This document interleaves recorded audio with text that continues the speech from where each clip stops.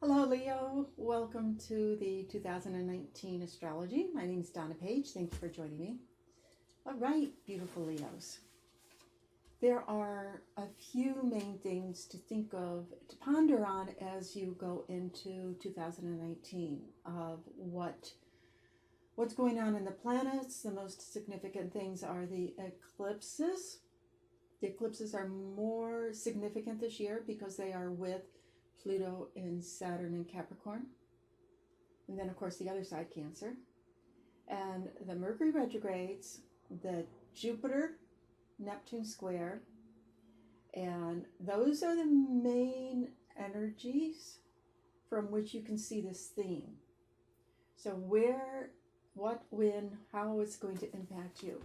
The first eclipse, January 6th, is at 15 degrees of Capricorn. That is in a part of your chart that is about taking care of your health and your daily life. And because Saturn and Pluto is there also, super important. Saturn and Pluto will make a conjunction next year, so whatever you do now, it will make what's happening the following years, that a whole new cycle, so much smoother for you, and you can create new work, new business, new health, really regeneration. The flip side of the eclipses is over in Cancer, and your 12th house is spiritual reckoning. You know, the collective unconscious becoming very conscious. It's the spirit world, really, has to do with the spirit world. And that which we can't see, that which we can't touch. And that's another main theme this year because Jupiter and Neptune are in their ruling signs. Jupiter in Sagittarius and Neptune in Pisces. They are square 3 times this year, January, June, and September. Where they will be going square in your chart, like where they are, where the tension will be, is going to be from the 5th house of your natural house of joy, of hobbies, children, and through the 8th house of the shared resources you have with others. Now, Jupiter in Sagittarius, it's a fire sign. It's very positive. If you want romance, it's really good for romance. Jupiter will go retrograde in April, direct in August. Those months are pretty power months for you. But the square, because both Jupiter and Neptune, Jupiter deals with confidence and possibilities, and don't believe the negativity. And Neptune deals with the spirit world. They do not care about the material world, which is where all these eclipses and the Saturn and the Pluto are. They care about the material world. Do you have your money together? Do you have your house together? Do you have this? Do you have that? Jupiter and Neptune say no. What about you have to have faith. Have your faith. Where's your faith? Have your faith. And being able to connect, that it doesn't have to be all from you. You can work with someone else to find your joy, to take advantage. Jupiter in Sagittarius is like, don't miss the opportunity. But the feeling can be is that, well, maybe tomorrow, maybe next year, it will be there, but not necessarily. So don't waste the opportunity to bring joy and romance and develop your hobby, things that you love. Now, on the 21st of January, there will be one more eclipse in Leo. It's a super full moon, a lunar eclipse. And so whatever you've been working on the last 18 months can pop back up into awareness of yes. Now, the Mercury retrogrades are in water signs. The water signs are in your intuitive and psychic houses in your chart. So the Mercury, messenger that goes between the sky gods and down to earth and, back up, our consciousness, higher consciousness, subconscious, and back to awareness, is really working very strongly for you. And so that can be very, very important for you to pay attention to your subconscious and to develop that and to work on that in whatever way that feels comfortable for you.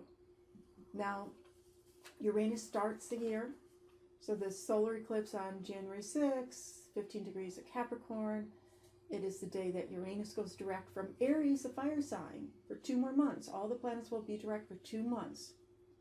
And whatever you've been working on the last 6 years, 6, 7 years with Uranus and Aries, how much do you know? How much have you developed yourself? How much have you developed your knowledge, your information, your education, travel, freedom, your philosophies, your beliefs that will be able to bring in.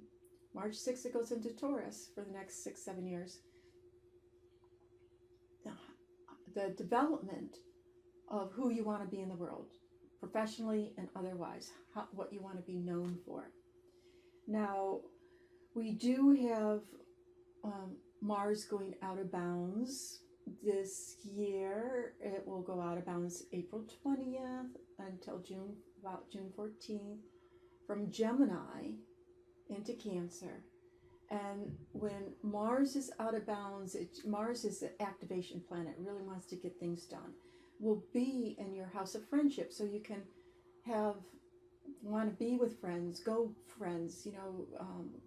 have dialogues with friends. It could even be arguments with it if you're involved in some type of an organization or group thing.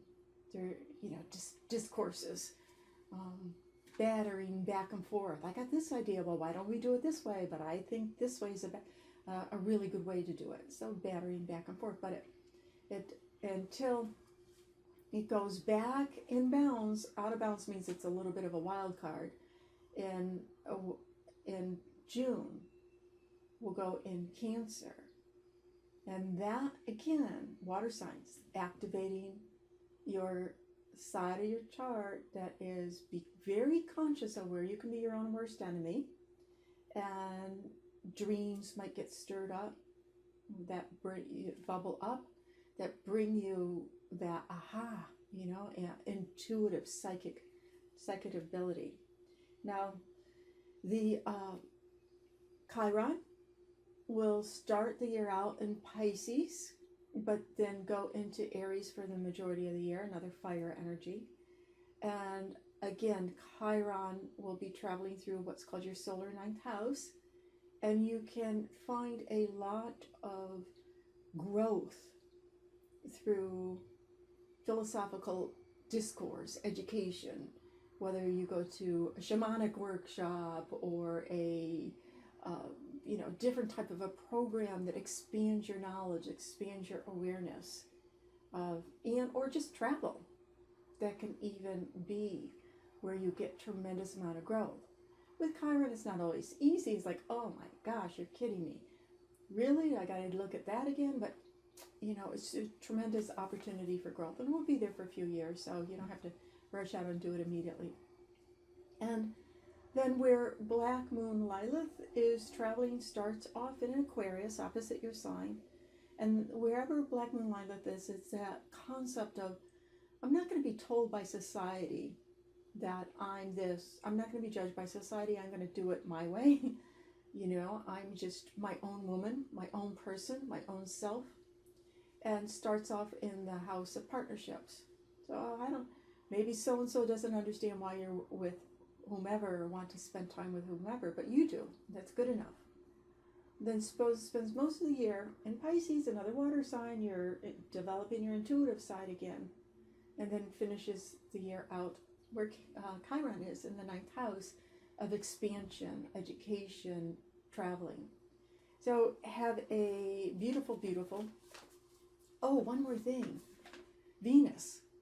Okay, she's at her greatest elongation on January 6th in Scorpio, on the new moon eclipse with Uranus going direct.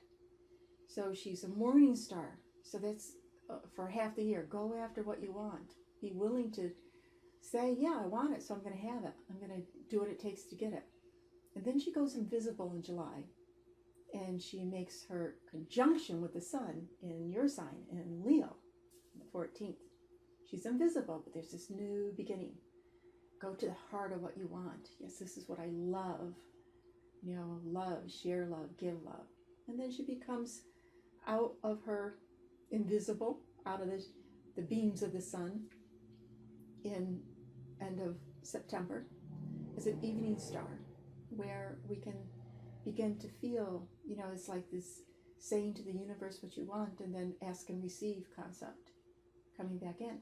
Have a beautiful and happy new year, and always thank you for checking in.